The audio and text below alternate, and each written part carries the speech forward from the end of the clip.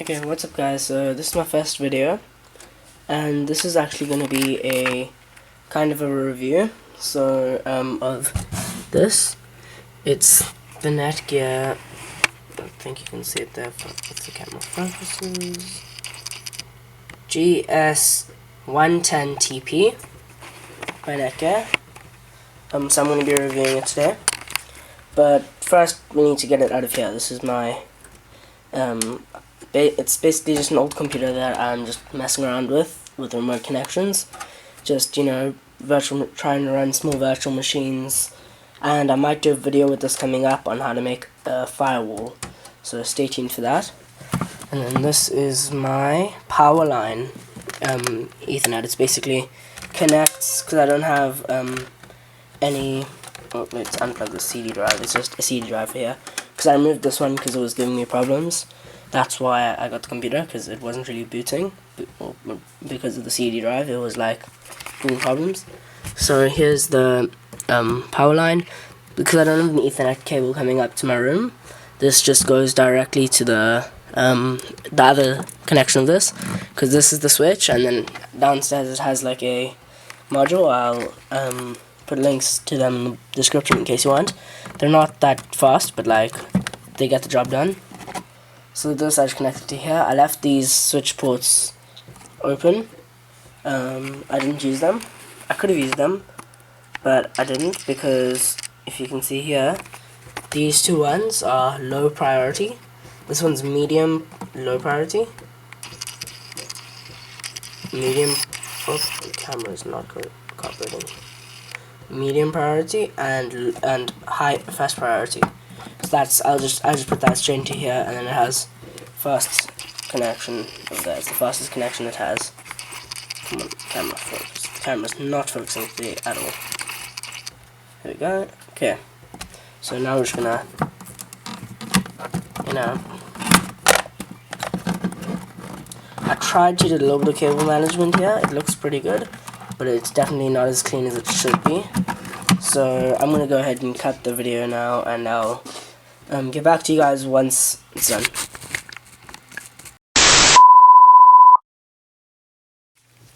Okay guys, so basically this is actually going to be the set for most of our videos. It's just a desk with some cables. So I've got a LAN cable that goes down to where the switch used to be. It's got just some chargers for like lightning chargers, and just an external hard drive for editing and whatnot. So here's the switch itself. As you can see, the power button is currently orange. It's booting up. Now it's green. See, it's booted. It's finished booting. It's actually very warm because it's been running for like, I don't know how long. It's been running for a long time. So you've got 8 ports over here, and it's PoE plus. So you've got 30 watts on the PoE. Then here, let's just take off these. There we go. I'll show you guys one. This is for fiber optic cable, and these are for RJ45. And this is a 1 gigabit switch, so it can do 1 gigabit, which is always nice. I have used it a lot, so I just take Cat6 connection in here, and then I get 1 gigabit. And you can see on the bottom, it's got some information on it. So these are 2 SPF ports. Sorry, I forgot to mention that. SPF.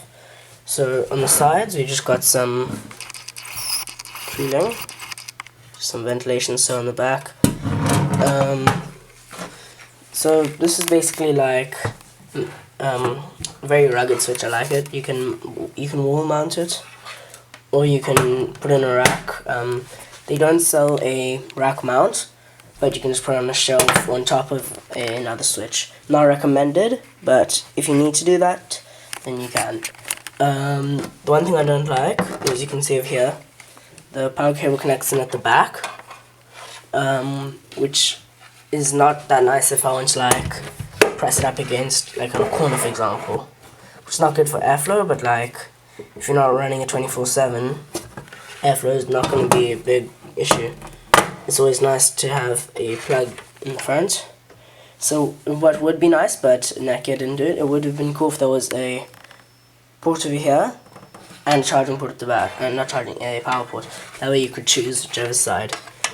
But the only problem there was people would probably think that you need both of them or whatnot. This is by no means a new switch. This is very old. Let's plug it in. This is a very old switch. Not very old, but like pretty old. I think it's amazing. It's a managed switch, smart managed. So if you're starting a ISP or a WISP, this would be helpful. It's a managed switch. You can connect it. If you don't know what a managed switch is, let me know in the comments. I might make a video. But just summary, it's basically a switch that allows you to configure each port to have different settings. Just let me know in the comments and I'll make a video about that. So, Netgear logo on the top, and the bottom is just metal. The whole thing is metal. I do not have the rubber feet. When I got it, I don't think I checked the box for them, but it's fine because I don't really need them anyway. It just stops it from sliding around, but it slides around a lot, but it's fine. It's okay because it's not in a vibrating environment. It's not on top of a server, so it's not doing that. But it's an 8-port switch, as you can see over here. And in this like lineup of like these nice metal rugged switches, they have other ones that also have PoE and non-PoE, but they basically don't have a power cable. Those switches are PoE powered from here, and I have about like 10 of those. So let me know if you want me to do a video about those, because what you could is you could like, if you needed an extra couple of ports, you could just put another one on top of here and connect it, and then you just have one power cable, which is always nice. You can also use this if you're running a CCTV system, or what most people use it for is because it's all PoE, you can run it with a access point, a PoE access point, which is always good. Yeah, access points. So if you don't know what a PoE access point is, basically an access point that connects to Ethernet, but then takes all the power it needs from a PoE Ethernet switch instead of having a separate cable going to it, which is very cool. I think it's a nice feature to have on, because then you only have to run one cable. So here's the inside. You can't really see inside there, but that's that.